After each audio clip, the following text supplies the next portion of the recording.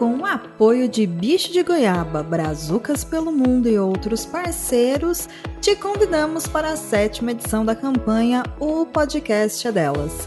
De 1º de julho ao dia 31, participe com um ou mais episódios do seu podcast. Basta ter uma ou mais mulheres participando do seu episódio, declarar a sua participação na campanha e nos enviar o seu episódio. Concorra a prêmios exclusivos nessa edição. Para saber mais, acesse o podcastadelas.com.br e leia o edital. Esperamos você! Hashtag o Podcast é Delas 2023. Uma atitude simples que muda a podosfera. Por mais mulheres nos podcasts. A obra analisada a seguir aborda temas sensíveis como violência explícita, abuso físico e psicológico e violência doméstica. Não recomendamos para ouvintes menores de 18 anos. Caso sinta-se desconfortável com a conversa, priorize sua saúde mental, pare, fique bem e ouça nossos outros episódios. Cuide-se!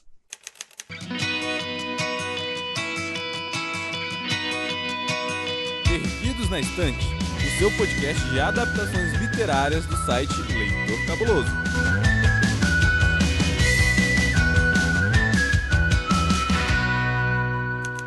Olá, ouvinte! Eu sou a Amanda. Eu sou o Thiago. E eu sou a Bruna. E juntos, nós estamos aqui para falar de um clássico.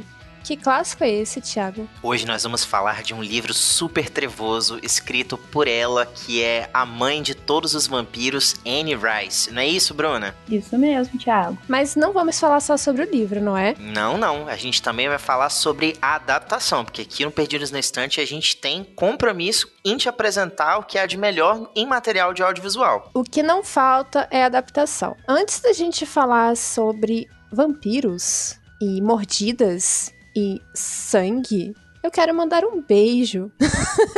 Tem tudo a ver, né?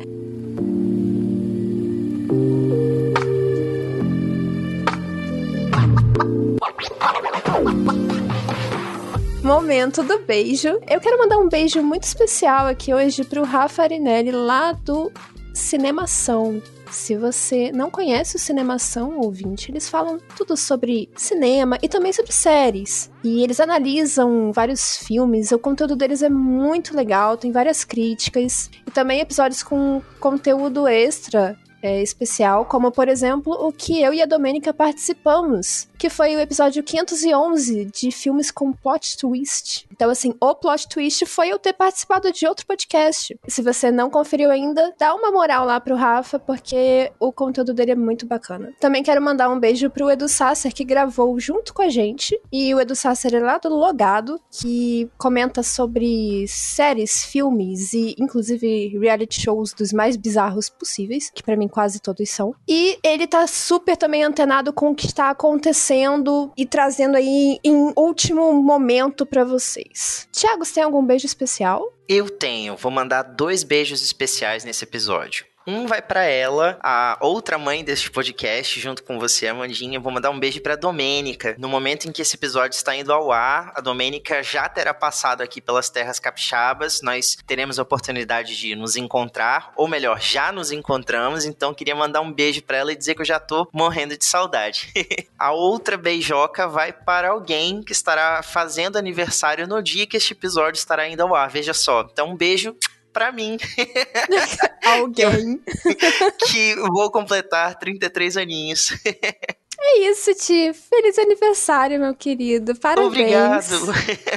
Muito narcisista da sua parte, mas tudo de bom, amigo. Já tô entrando no clima do livro. E você, Bruna? Algum beijo especial? Meu beijo especial vai para um amigo muito querido meu aqui, o Glauber Reis, que é um super incentivador da cultura e do teatro aqui na cidade. Glauber, um beijão pra você. É isso, Glauber. Se você não conhece o Perdidos na Estante, eu acho bom que você passe a conhecer, para que você possa ouvir esse tipo de beijo da sua amiga Bruna. Um beijo pra você também, Glauber. Um beijo, Glauber. E agora, vamos falar sobre vampirinhos.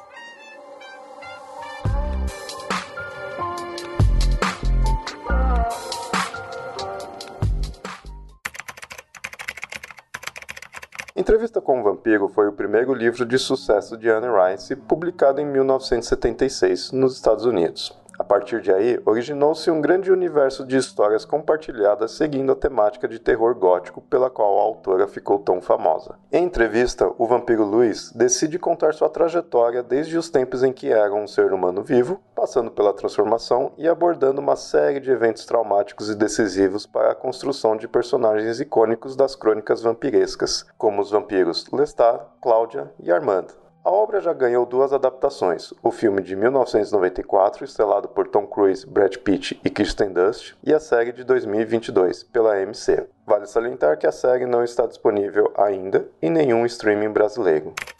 É o seguinte, ouvinte, você que tá aí do outro lado já tá acostumado a ver a Amandinha, a Domênica, apresentando aqui o Perdidos na Estante, e essas duas sempre colocam nós, convidados, na berlinda, né? Então a gente sempre sai daqui passando vergonha. No episódio da Pequena Sereia, a Amanda propôs aí uma pergunta mega complexa pra gente, a gente teve que até tirar nota da escola pra poder responder, a Domênica saiu chorando com a estrela na testa, entendeu? Se você não ouviu esse episódio, volta aí umas casinhas e escuta que vale a pena. Então hoje, Bruno, eu e você vamos nos vingar, porque o desafio é pra ela, pra Amanda. Hoje é a volta da foice, a outra volta do parafuso aqui. Amanda, é o seguinte, já que o nosso ouvinte já sabe que a gente vai falar sobre a entrevista com o vampiro, eu quero que você se apresente, ou melhor, quero que você apresente a sinopse dessa obra como se você fosse o protagonista, Louis, sendo entrevistado. Então manda bala. Meu nome é Louis de Pontulac e eu sou nascido e morto em New Orleans, Estados Unidos. Eu já contei a minha história 3 vezes, no livro escrito pela Anne Rice, em 1976, no filme de 94 e na série de 22. Em todas as vezes eu dei uma entrevista para o jornalista Daniel Molloy, e em todas elas eu menti e alterei várias partes. O ponto inquestionável é que eu sou um vampiro. Na minha história, amei, fui amado, odiei e fui odiado pelo meu mestre e amor Lestat. Mas chega de falar de mim. Brincadeira, vamos falar de mim sim. Ah, então olha aí quem é o narcisista agora, não é mesmo? Parece que o jogo virou, não é mesmo? O que você acha, Bruna? Tá aprovado? Tá aprovado, passou na berlinda. Muito obrigada. Bom, gente, mas a gente vai falar sobre vampiro e não é qualquer vampiro. Antes da gente começar a analisar, eu quero deixar claro que para essa geração Z que está aí, ainda não conhece, né, o clássico filme com o Brad Pitt e o Tom Cruise, a Anne Rice foi a precursora aí dos vampiros modernos que nós conhecemos. E como uma precursora, não espere algo no nível Crepúsculo. Talvez ali o que seja mais próximo, e também não é dessa nova geração, seria o Anjos da Noite. Porque o que a gente tá falando aqui é sobre vampiros cruéis, vampiros agressivos. O negócio é dente, porrada e bomba, entendeu? E é sangue, mas assim, é sangue com força. É membro voando, assim, decapitado, e a pessoa decapitada. É coisa brutal mesmo, entendeu? Nada de vampirinho romântico, amor fofo e casamento e lua de mel e bebezinho esquisito. Não tem nada bonitinho, não. O negócio é grotesco mesmo. Então, assim, a gente tem que deixar avisado que não estamos falando de um vampiro romantiquinho e vamos ver aqui na sessão da tarde, não vai acontecer. Mas vocês já conheciam esse universo das crônicas vampirescas, que é enorme, por sinal, e vai desde o Entrevista com o Vampiro, que na verdade não é o primeiro livro em ordem cronológica de história desse universo, ele é apenas a adaptação mais famosa, e vai desde o Entrevista com o Vampiro até os vampiros mais atuais, como por exemplo a Pandora. Eu não sei nem de cabeça aqui agora quantos livros são, mas bota aí mais de 20. Como é que vocês conheceram a Anne Rice e uma pontinha que seja desse mundo mitológico dela? Na verdade, eu conhecia a Anne já de nome. Eu sabia que tinham vários livros, mas o primeiro contato mesmo foi o filme Entrevista com o Vampiro. Sei lá, devia ter uns 10 anos, então já faz um bom tempo. Mas dos livros mesmo, eu tô deixando a desejar, não assisti. Mas o primeiro contato foi esse. O clássico. No meu caso, eu conheci a história, né, por conta do filme de 1994, mas eu não fazia ideia de que era um livro e muito menos uma série. Eu nunca tinha ouvido falar sobre a Anne Rice. Isso porque eu assisti a adaptação pela primeira vez lá no início dos anos 2000, assim, 2008, 2007, alguma coisa assim. E pra mim era só um filme de vampiros, assim, meio doido, mas também muito legal. Só que eu sempre gostei desse cenário. Eu cheguei a pegar alguns clássicos da Sessão da Tarde, tipo Garotos Perdidos. Eu acho que vocês devem ter visto, né? Esse filme tem um elenco dos Goonies novinho, assim. Mas aí, mais pra frente um pouquinho, eu descobri, sim, que era um livro, que era uma série, na verdade. E, assim, quando eu fui ver o rosto da Anne Rice, eu falei, gente, mas essa senhorinha tão fofinha escrevendo sobre vampiros, mal sabia eu. As aparências enganam. E como enganam. Tiago, você leu, né? Sim, eu terminei de ler o Entrevista com o Vampiro há pouco tempo. Impressões gerais, você gostou da leitura? Olha, Amanda, a escrita da Anne Rice, eu não sei se porque a tradução, né, que eu li foi feita pela Clarice Lispector, que também é uma pessoa que tem uma escrita bastante rebuscada, então ela faz uma escolha de palavras que eu acredito, né, faz jus com a época do livro. Eu achei a escrita muito densa. A Anne Rice, ela propõe uma espécie de lirismo metafísico, assim, que, embora seja uma entrevista, o livro é todo composto por falas. Você vê o diálogo do Louis com o repórter, o jornalista. Eu esqueci o nome dele agora. Daniel Molloy. Isso. É só isso. O livro são só a conversa entre os dois, mas nessa conversa o Louis vai ali fazendo explicações, divagações sobre a história da vida dele e a convivência dele com Lestat. Mas ele se expressa de uma forma, assim, muito melancólica, sabe? A escrita é muito enfadonha, é cheia de termos rebuscados e tem hora que ele para fazer umas reflexões, assim, filosóficas, sabe? De questionamento mesmo sobre a existência, sobre a felicidade. Tanto que eu até descobri, tem uma professora brasileira que ela fez a tese de mestrado e doutorado dela com base na Entrevista com o Vampiro. E ela analisou a personalidade do Lestat. Eu achei isso muito legal. O que você sente, Tiago, em relação à escrita dela como um diferencial aqui, que eu já falei que não é como Crepúsculo? O que você tem de impressão de, poxa, essa é uma história de vampiro única, diferenciada? O que te atrai nela? Parece que a Anne Rice, ela realmente fez o dever de casa dela, né? Eu achei até surpreendente o pessoal comentar, parece que ela mesma dizia isso, que ela escreveu esse livro em apenas uma semana. E ele é um livro muito denso, como eu já tinha comentado. Eu digo que ela fez dever de casa porque ela não inaugura, né, a mitologia dos vampiros. A gente já tem várias obras, tanto na literatura quanto no cinema, que discutem esse ser da noite, que se alimenta dos fluidos de outros seres vivos para se manter, mas ela é muito fiel a essa mitologia. Então, os vampiros da Anne Rice, eles são criaturas, em suma, assim, desalmadas, mas ao mesmo tempo complexas. Eles são repletos de emoções e sentimentos, assim. Eles, em alguns momentos, são puramente viscerais, animalescos, sabe? Se comportam mesmo só para satisfazer o próprio prazer, mas em outros momentos eles passam por diversos questionamentos humanos mesmo, de questionar qual é o sentido da vida diante da imortalidade, já que você sabe que a sua existência não vai ter um fim, qual é o sentido de você estar aqui, a não ser desfrutar desses pequenos prazeres. Ela traz personagens, assim, muito próximos de alguns materiais, como, por exemplo, a série de RPG Vampiro à Máscara. A gente tinha até comentado sobre isso. Você ficou com essa impressão também? Inclusive, foi você que me falou isso, né? Porque, inclusive, quem também me falou isso foi a Bruna. Fala aí, Bruna, o que você acha? Eu não li os livros, igual eu falei, mas eu vou falar do que eu conheço dos jogos e do RPG. Os personagens que ela cria realmente são muito próximos aos vampiros clássicos, é o que a gente falou, nada moderno, que a gente vê em Crepúsculo, e é muito fiel, sabe?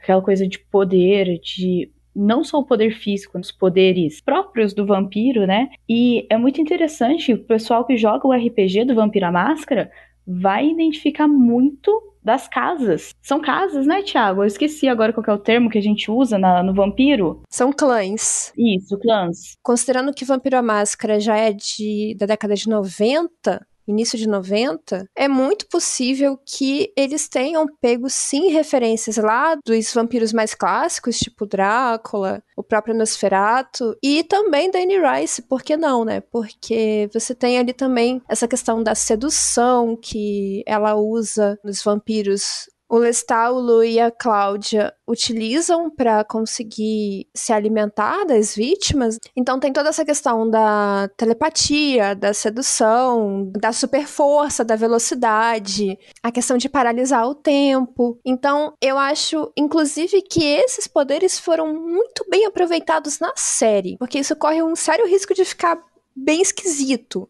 Assim como, por exemplo, o Crepúsculo. Eu não tenho nada, assim, contra Crepúsculo, mas também não tenho nada a favor, entendeu? Sim, eu tenho tudo contra, desculpa, gente. Tenho nada contra, mas também não tenho absolutamente nada a favor de Crepúsculo. E eu vi pouquíssimo de Crepúsculo, e o que eu vi dos poderes eu achei super esquisito e vergonha alheia. Inclusive, o filme de 94 eu acho muito vergonha alheia nessa parte. Envelheceu mal. Mas a série, na minha opinião, retratou super bem e explorou mais que nos livros, você não acha, Thiago? Então, esse filme de 94, eu não sabia, né, que ele era baseado no livro da Anne Rice. Na época que eu assisti, eu nem me ligava nessas partes em que fala assim, baseado no livro de fulano de tal. Eu só assistia filme, não, sabe? Legal, tem o Brad Pitt, tem o Tom Cruise, tem a Kristen Dunst novinha, vamos assistir então pra ver de qual é. E assim, achei muito louco, muito bizarro, gente, o Antônio Bandeiras com aquela peruca horrorosa, de extremo mau gosto, sabe? Ai, que agonia! Né, vontade de arrancar aquele cabelo dele, assim, amado, pelo amor de Deus, não, volta a fazer seu Almodóvar que tava melhor. O homem branco de pó de arroz, igual o Bruno falou. É horrível. E assim, esse filme, ele tem uns problemas, assim, muito complicados, né, de a gente discutir hoje. Eu acho que ele realmente tá bem datado, ele envelheceu mal, e a série, como a gente vai discutir mais pra frente, ela corrige muitos desses problemas ao trazer uma nova roupagem pra história da Anne Rice, né, o que eu achei bem legal. E melhores efeitos especiais também. Com certeza. Porque os defeitos especiais do antigo dá pra quase ser uma comédia, né? São indigestos. Mas é isso. E a série se propõe a explorar bastante da mitologia das crônicas vampirescas, que, como eu falei, é gigantesca. E por conta deste exato motivo, também foi lançada uma série no começo deste ano, mas ela só chegou ao Brasil recentemente, das Bruxas de Mayfair, que é estrelada pela Alexandra Daddario, eterna Annabeth, do Percy Jackson. E nós também vamos falar sobre essa série que é derivada do universo imortal. Vamos explorar um pouquinho mais, falar um pouquinho mais dessa série.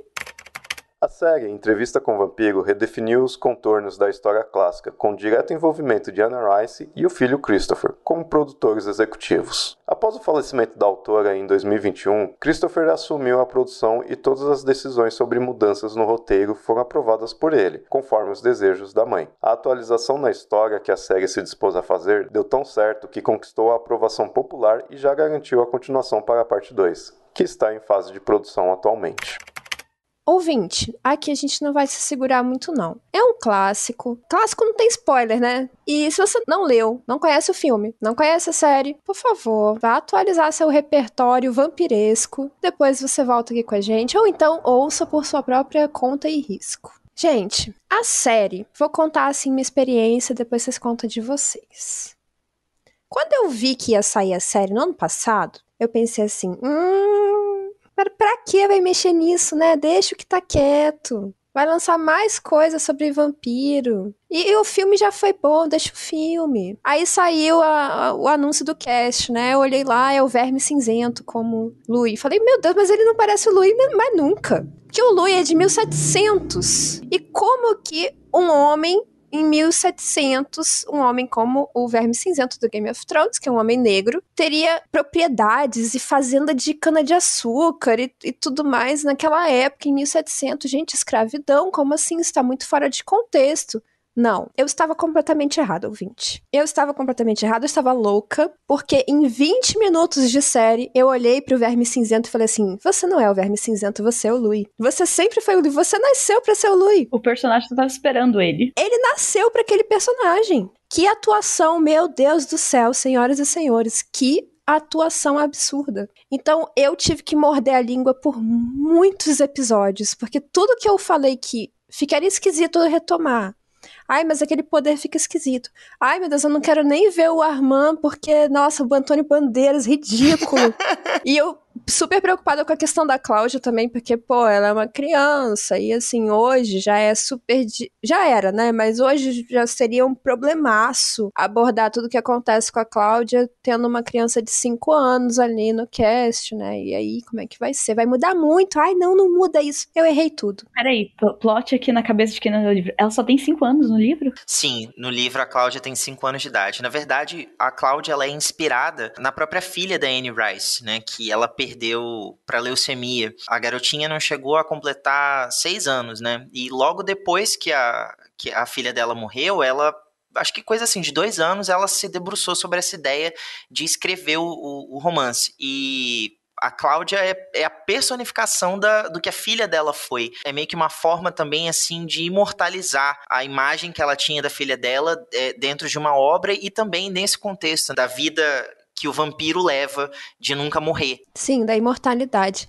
Inclusive, nós comentamos que a Anne Rice tinha uma cabecinha complicada.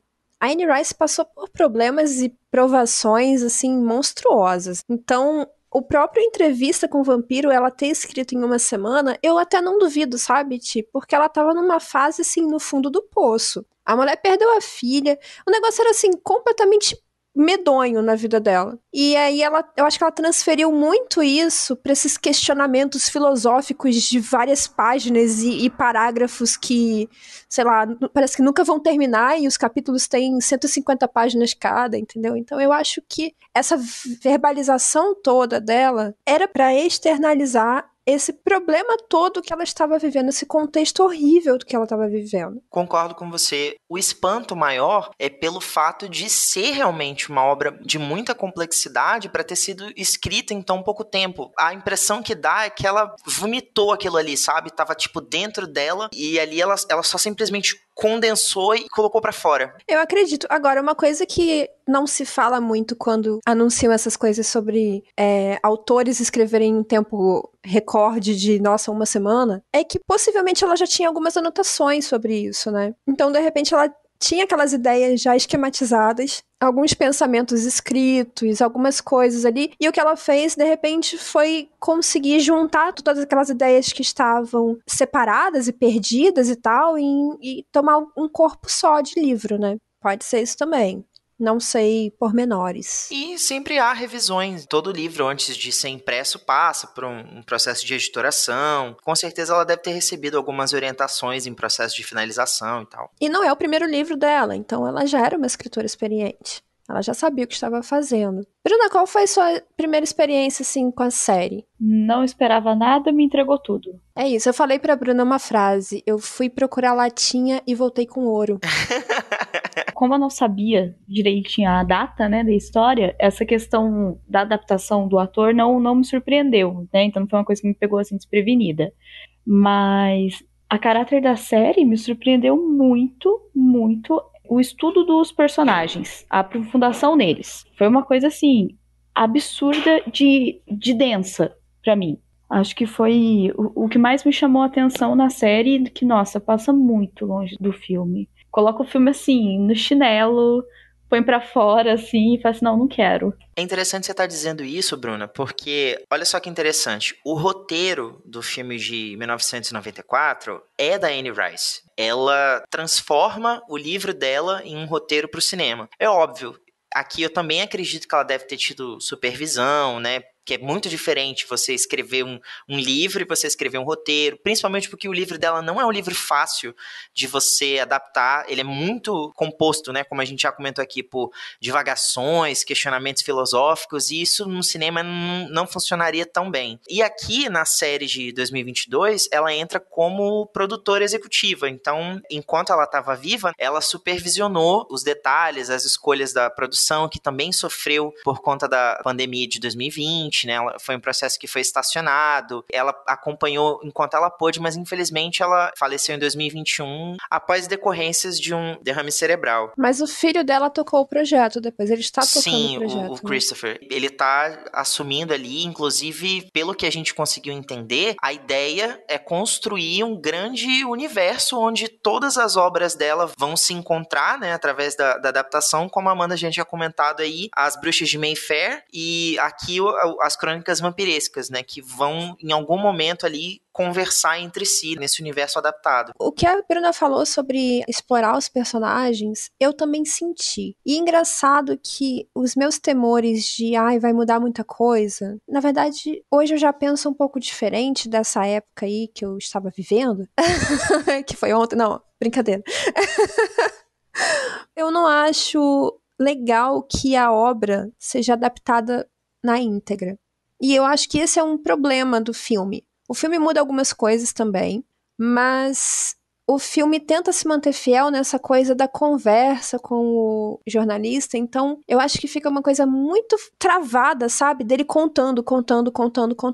E a série deixa essa parte mais solta, porque você ouve a voz dele de vez em quando e a interferência do jornalista, mas você tá vendo aquelas cenas e às vezes você até esquece. E aí, os cortes para voltar da interação entre ele e o jornalista são muito bem feitos, de mostrar a reação dele sentindo aquilo e revivendo aquelas memórias, e inclusive sendo confrontado, porque esse é um ponto muito importante para a gente se atentar e que permite as modificações que foram feitas. O livro é em primeira pessoa, o livro é memória, e memória é uma coisa não confiável. Logo, o Louis não é um narrador confiável. No filme, ele também não é um narrador confiável. E na série, também não. Tanto é que o jornalista fala em vários momentos besteira, você tá mentindo pra mim de novo. E nesse momento me veio esse estalo. Ele até toca as fitas, né, e fala assim, em tal época você me falou que era isso, agora você tá me falando que é isso?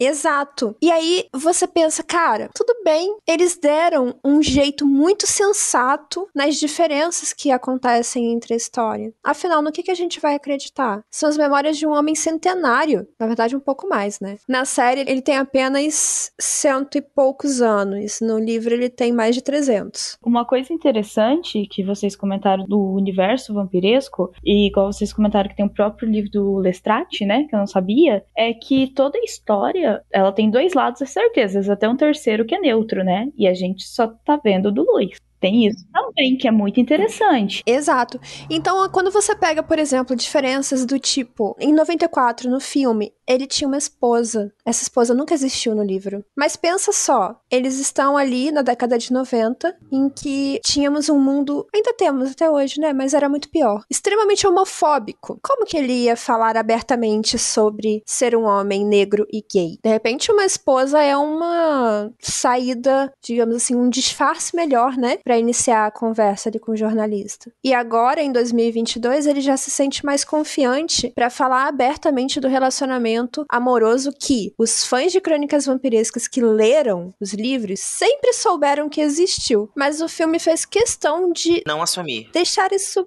muito ali. Será? Acho que são só amigos mesmo. Eu ainda comentei isso com a Amanda. A gente assistiu o filme e depois que começou a série, que eu falei assim, quando eu assisti o filme, eu não tive essa percepção. De que eles eram um casal? Eles eram um casal, sim. Hoje tudo bem, mas na época, principalmente, mais nova quando eu assisti, eu não tive essa percepção. Porque o filme tenta não deixar essa percepção. Eu acho que pra época que o filme foi feito, ele corre alguns riscos com os quais hoje ele teria sérios problemas, como por exemplo você escalar uma atriz tão jovem quanto a Kristen Dunst era na época. Ela tinha 10, 11 anos no máximo. Inclusive ela conta que o primeiro beijo da vida dela foi naquela cena com o Brad Pitt, né, que ele tá deitado na sacada depois que ele transforma eu esqueci o nome da vampira lá que a Cláudia escolhe como mãe. Ele fala que a ínfima parte humana dele acabou de morrer naquele processo, aí ela vai e beija ele. Esse foi o primeiro beijo da vida da Kirsten Dunst. E a gente tá falando de uma personagem que é transformada aos 5 anos de idade. O Louis encontra ela com a mãe já tá morta há uns 3, 4 dias e a garotinha não se dá conta, né? E, enfim, ele acaba bebendo do sangue dela, mais tarde o Lestat transforma ela pra tentar salvar o relacionamento deles, né? Com essa adoção. Isso afeta muito o Louis, porque a princípio, tanto ele quanto as outras pessoas enxergam a Cláudia como uma criancinha fraquinha, frágil, indefesa. Em vários momentos do livro, o Louis descreve ela como uma boneca, ele fala do quanto ela é delicada. Ele veste ela como uma boneca. Sim, penteia o cabelo dela e tudo mais, e ele realmente se afeiçoa ela como uma filha. Mas a Cláudia, ela só é uma criança no corpo. Então, a personalidade dela, à medida que ela vai envelhecendo, vai se transformando na personalidade de uma pessoa adulta. Então, ela começa a passar por esses grandes questionamentos, esses traumas de eu tenho uma mente de uma mulher adulta, uma mulher madura, mas o meu corpo é de uma criança. Eu nunca vou ser desejada por um homem. Todo e qualquer homem que se aproximar de mim vai me ver como uma criatura pequena, indefesa,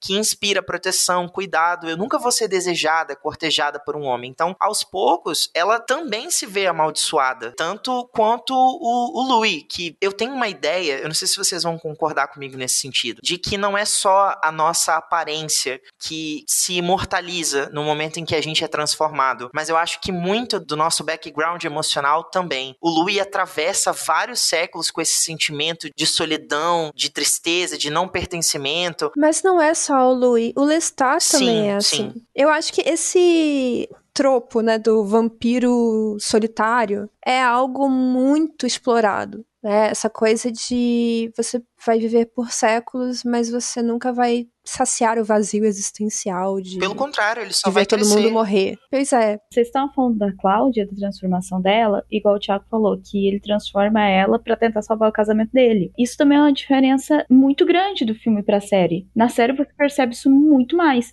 No filme, você tem a sensação de que ele transforma ela numa forma de jogar na cara do Louis que olha o que você fez, olha a aberração que você também é, né? Mais nesse sentido no filme. Porque o Lestat no filme é tóxico de um outro jeito.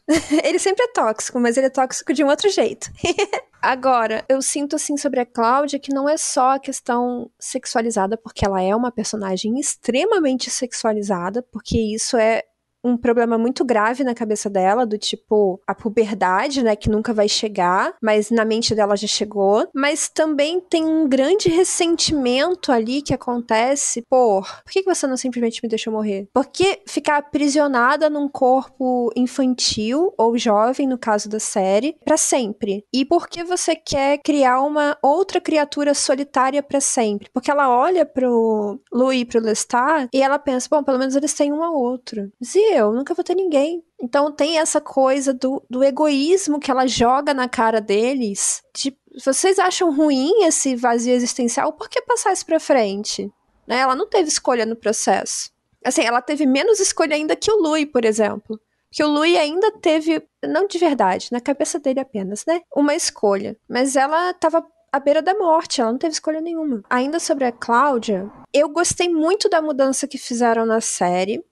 Eu fiquei muito aliviada e satisfeita com a atriz escolhida, porque ela ali já tem, diz ela, 14 anos, mas na verdade, como tudo em séries e filmes, ela tem 14 anos, mas parece ter 20. Então, assim, é mais tranquilo pra gente encarar essa questão da sexualidade da Cláudia, nem se compara, né, com a situação do livro. E eu estou simplesmente encantada com a atuação da atriz, que ela é simplesmente genial. Bailey Bass. Incrível, sim, impressionante. Ela tem a psicopatia todinha da Cláudia. Maravilhosa, amei. Achei maravilhoso o sotaque que ela trouxe pra personagem. Ela é incrível, ela é incrível. E a relação dela com o Louis foi tão bem explorada. Eu só fiquei ainda mais apaixonada por esses dois personagens. Você vai me odiar, mas eu confesso que eu tive um pouco de afeição pelo Lestat.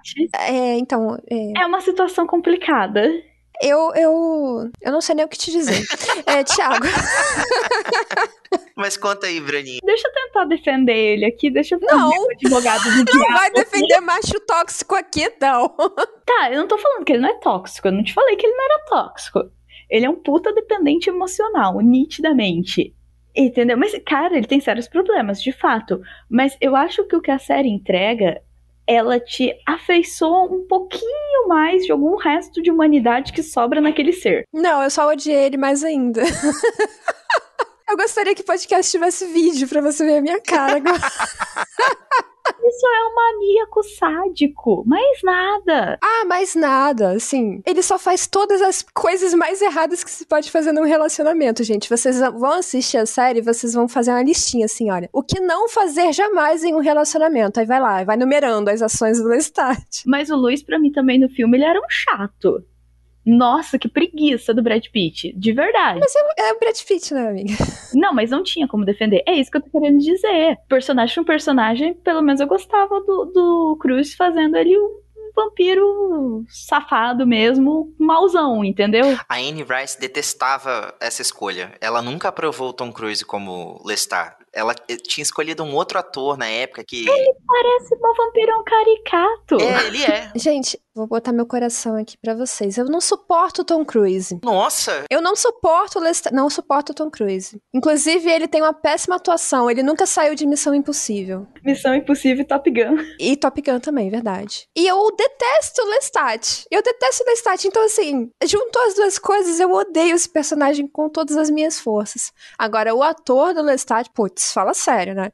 Aliás, show de atuação nessa série. Sam Raid, acho que é assim que fala o nome dele, né? Do ator que interpreta o Lestat. Ele é australiano fazendo um vampiro francês com um sotaque inglês. Você tem noção de quanto isso é difícil, assim? E o cara manda muito bem. É uma pena que, talvez seja o caso do nosso ouvinte, né? A Bruna disse que nunca leu as Crônicas Vampirescas, né? Bruna, eu indicaria pelo menos você tentar se aventurar nos próximos 2 livros da série, né? O Vampiro Lestat e A Rainha dos Condenados. Porque no livro dele, o Lestat ele vai recontar a história de Entrevista com o Vampiro pela perspectiva dele, só que ele vai um pouco mais além. É muito interessante porque nesse primeiro momento a gente só vê a imagem do vilão, do cara tóxico do relacionamento. É o que eu falei, a gente só tá vendo a versão da história do Louis. Não, gente, olha só, ele tentou matar o Louis, cara. Olha só, eu vou logo falar. É o seguinte... Aquele episódio 5 me deixou com um mal-estar que eu não consigo nem descrever pra vocês. A cena que eles se agridem na frente da Cláudia, que é uma cena absolutamente horrorosa, é horrorosa de se assistir, ela é muito bem feita. Não só bem feita de visual, mas também de roteiro, ela é incrível. Mas aquela cena me fez tão mal, porque, gente, aquilo ali é violência doméstica purinha, só que elevado a um nível, assim, nível monstro, né? Então, gente, o que ele faz com o Louis é, assim, completamente imperdoável. Como vocês comentaram, o relacionamento deles é bem tóxico, assim, não tem outra definição. Deve ter um outro nível, assim, alguma outra palavra além de tóxico que seja acima.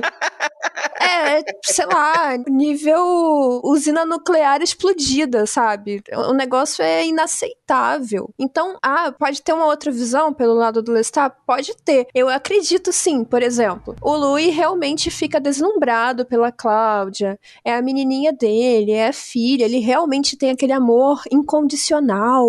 Faço tudo por você e não sei o que. Ele mimou a Cláudia. E o Lestat começa a ficar de lado, ele vai se ressentindo daquilo. Ele não tava na mesma vibe de quero ser pai que o Louis tava. E é interessante porque a série coloca um elemento que eu não vi no filme de 94, acho que não tem isso no livro também, que é essa coisa da telepatia entre eles dois, que amplifica a conexão que eles têm. Sim, e o Lestat se sente um terceiro ali, um estranho. Porém, nada, absolutamente nenhuma coisa de errado que o Louis possa ter feito naquele relacionamento chega aos pés de justificar tentativa de homicídio. E ele é um cafajeste, né, gente? É fato. Ele é um nojento. Vai se tornar aqui o episódio do ódio ao Lestat. Queria muito saber o ponto de vista dele, sabe? O Thiago me convenceu a ler o livro, porque eu queria muito eu tentei matar o Louis porque...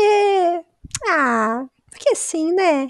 A gente tá comprando a história pela visão do Louis. Será que tudo aquilo realmente era tudo aquilo que aconteceu também? Não tem um terceiro narrador neutro. Entendeu qual que é o problema? A gente tá vendo... Não tô falando que não tenha acontecido, que ele estava certo, tá? É isso que eu tô querendo dizer. Mas também a gente só tá vendo uma parte. Mas olha só. Se uma parte fala que o outro tentou matar, eu vou acreditar nessa parte. E eu vou comprar a briga. Uma coisa que eu achei muito interessante sobre o Lestat, e na escrita da Anne Rice, é que ele é a personificação do que um vampiro é, sabe? sabe? É uma criatura desalmada, sem remorso, sem culpa, sem o peso das consequências, sabe? Ele vive única, pura e exclusivamente para satisfazer os próprios prazeres. Então ele não liga em nenhum momento se ele tá magoando alguém, se ele tá, sabe, sendo inescrupuloso. Não, tipo, em vários trechos do livro ele brinca com as vítimas dele, ele se diverte seduzindo, enganando. Malvadão Sim, mesmo, é verdade. a Cláudia chama ele de o pai da mentira várias vezes, que não dá pra acreditar em nada do que ele fala.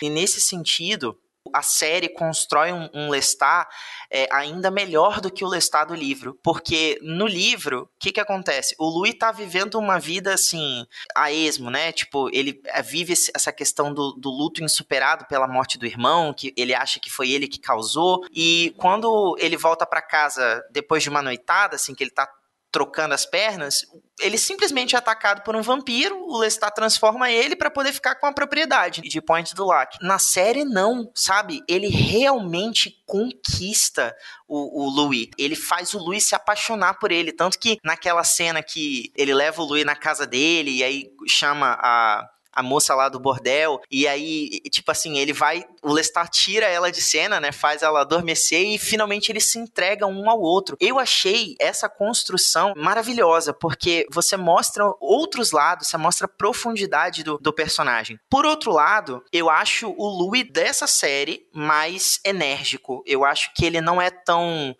melancólico, eu não acho que ele é tão, assim, apático e triste e vazio como o Brad Pitt deu vida, né, ao Louis. Esse aqui não, ele é mais impetuoso, ele sente raiva, ele parte pra cima, se for preciso ele mata, ele vive um pouco dessa dualidade, né, de, tipo assim, não, eu nunca vou me alimentar de sangue humano, eu não vou me transformar nesse monstro, e mais pra frente a gente vai vendo que sim, ele mudou essa perspectiva. É muito legal você conseguir ver essa dualidade. Eu acho que a série acertou muito, mostrando ele tanto em 2022, em Dubai, quanto lá em 1900 e pouco, em Nova Orleans. Concordo. Inclusive, eles não ficam tímidos em falar sobre a primeira entrevista, sabe? Não é aquela coisa de vamos ignorar que o filme aconteceu. Isso eu achei um ponto bem interessante mesmo. Agora, sobre a conquista, eu já acho o Lestat muito perigoso e tóxico desde esse momento, Thiago. Porque, na verdade, o Lestat escolheu um brinquedinho novo,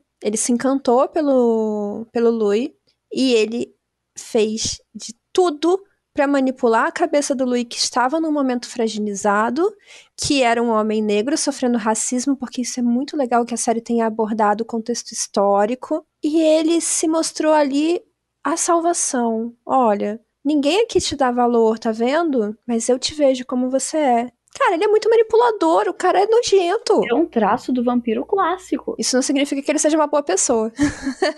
O vampiro clássico, ele é extremamente sedutor. Agora eu quero falar sobre um outro vampiro clássico extremamente sedutor que a gente só falou o nome uma vez, que foi o grande plot twist da série, né? Foi a grande revelação. Eu quero saber como que isso vai ser no futuro, porque isso já altera algumas coisas do universo da Anne Rice, algumas informações, mas eu fiquei muito interessada, que é o Armand. Né, o Armand já apareceu. Que não é o Antônio Bandeiras. E não é o Antônio Bandeiras com pó de arroz e cabelo estranho. E eu fiquei pensando aqui, o Louis já foi manipulado uma vez, né? O Louis já teve sentimentos ali contraditórios, contou uma entrevista que ele mesmo disse que era mentira. E agora ele tá ali com o Armand no cangote dele. E aquela frase, o amor da minha vida. Cara, eu achei aquilo tão creepy. Louis, pisque se você estiver precisando de ajuda.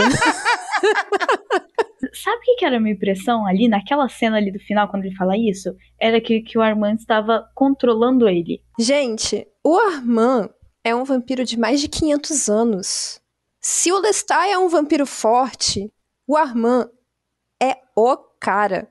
Ele é o chefe da bodega do clã lá do Teatro dos Vampiros. Ali tem coisa e não é coisa bonita, não. E isso fala muito sobre a personalidade do Louis e sobre os relacionamentos que ele vai construir ao longo de todas as crônicas vampirescas. Ele sai de um relacionamento extremamente abusivo, onde ele é claramente manipulado, para ir para uma pessoa que vai fazer jogos com ele ainda piores, né? E assim, você vê que quando o jornalista começa a enfrentar o Louis, né, tipo, jogar na cara dele que as memórias não estão batendo, ou que alguns fatos não estão, sabe, certos, o Armand interfere. Ele quer parar a entrevista, quer proteger o Louis, pro Louis não se complicar, né? E vocês sabem que alguns vampiros têm esse poder de fazer a alteração da sua memória. A gente vê claramente que o Louis não tá bem. Tanto que tem alguns episódios ali que o jornalista se questiona, cadê o Louis? Ah, ele só vai chegar depois. Ou então, hoje ele não está se sentindo disposto para continuar a entrevista. Será? Ou será que ele é apenas refém de novo? Quando eu descobri que ele que era o Armand,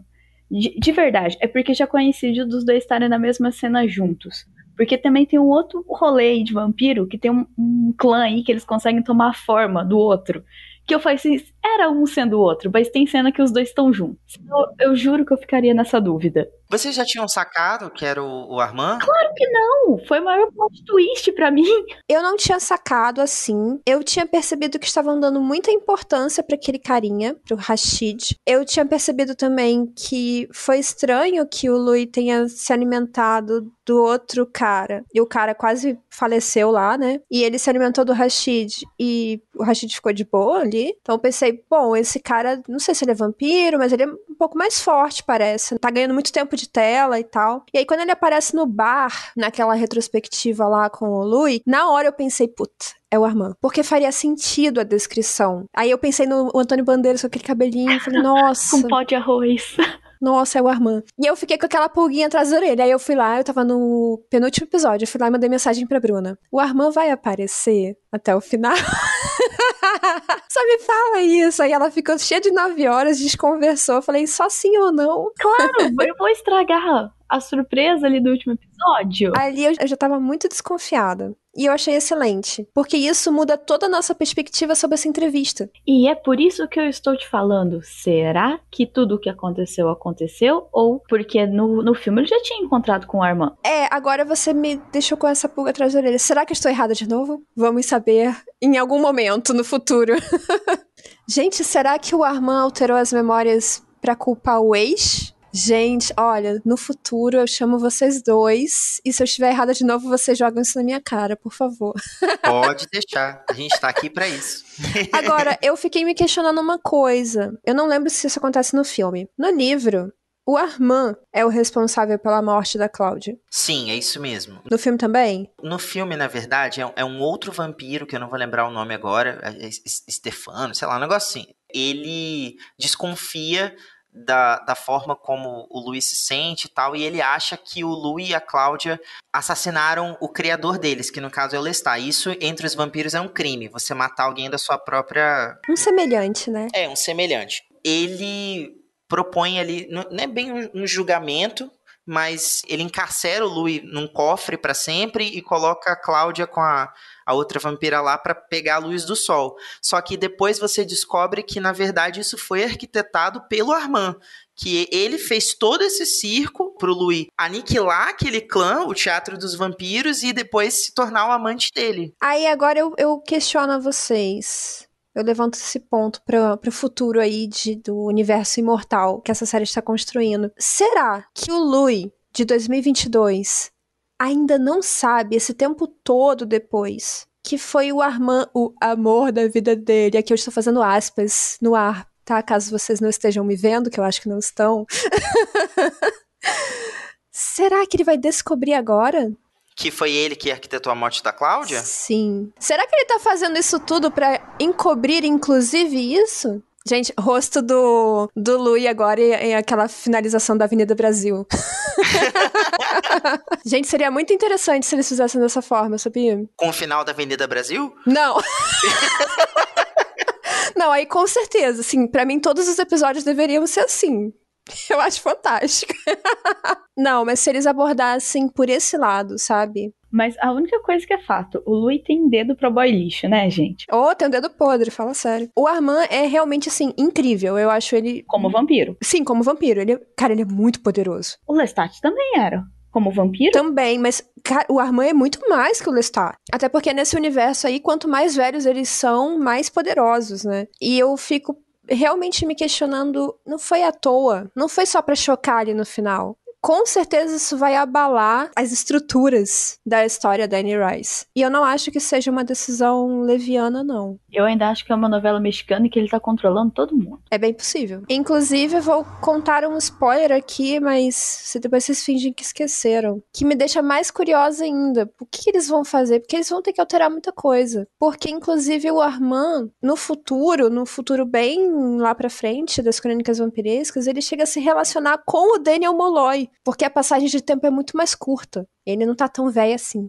Então isso me deixou meio Então, mas olha só, ele não lembrava do Armand até ele ter o sonho. Quem garante que eles não se relacionaram naquela época do bar? Meu Deus. O que fica claro é que, de alguma forma, se a gente estiver certo sobre isso, o Louis tá sendo, sim, manipulado e a memória dele pode ter sido claramente alterada. Inclusive, isso sugere a vontade dele de procurar o Daniel de novo depois de todos esses anos para recontar a história. Meu Deus, olha, estou arrepiada aqui. Nossas previsões e nossas desconfianças estão nos levando para caminhos muito obscuros. Esse universo mortal tá sendo a grande aposta da AMC, né? Agora que Better Call Saul acabou e eles não têm mais The Walking Dead, então, assim, assim, o que mais tem é material para adaptar. Com certeza, eles têm grandes planos, assim, planos bem ambiciosos para essa série. Eu só tenho uma pergunta. Em algum momento, o universo das Crônicas Vampirescas se relaciona com as bruxas de Memphis? Sim. Nossa, olha, vou parar de falar porque senão eu tô criando um universo da conspiração aqui na minha cabeça. Vai virar aí planejamento Marvel. Esquema de pirâmide.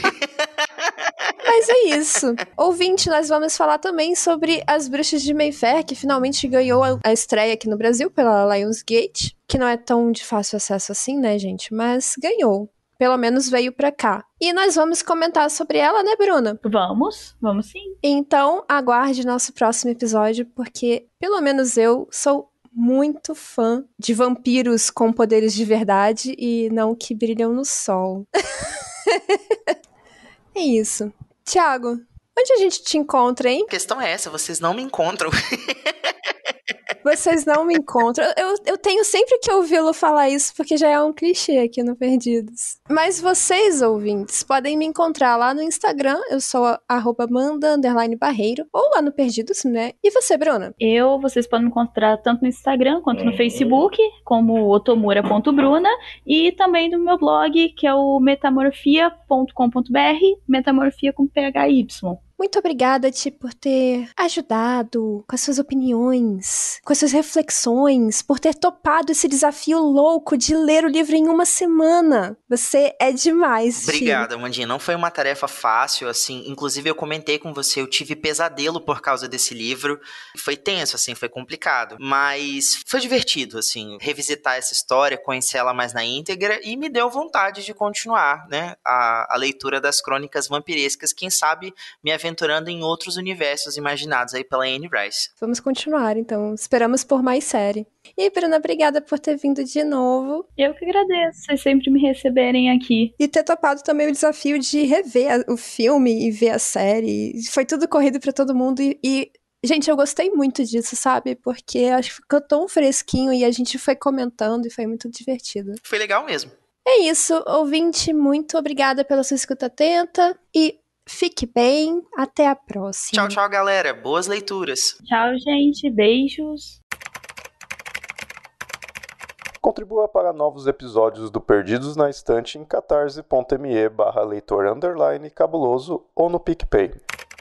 Se você é das redes sociais, nos encontre em twitter.com/perdidosestante e instagram.com/perdidosnaestantepod. Você acaba de ouvir o podcast Perdidos na Estante. A apresentação foi de Amanda Barreiro, Bruno Otomura e Thiago Augusto. A pauta foi do Thiago Augusto. A produção é da Domênica Mendes. O assistente e o responsável pela edição é o Leonardo Tremesquim. Esse episódio é um oferecimento de Aire Chu, Aline Bergamo, Alan Felipe Fenelon, Amaury Silva, Caio Amaro, Camila Vieira, Carol Vidal, Carolina Soares Mendes, Clécius Duran, Daiane Silva Souza, Guilherme De Biasi, Igor Baggio, Janaína Fontes Vieira, Lucas Domingos, Lubento, Luiz Henrique Soares, Marina Jardim, Marina Kondratovic, Moacir de Souza Filho, Nilda e Ricardo Brunoro.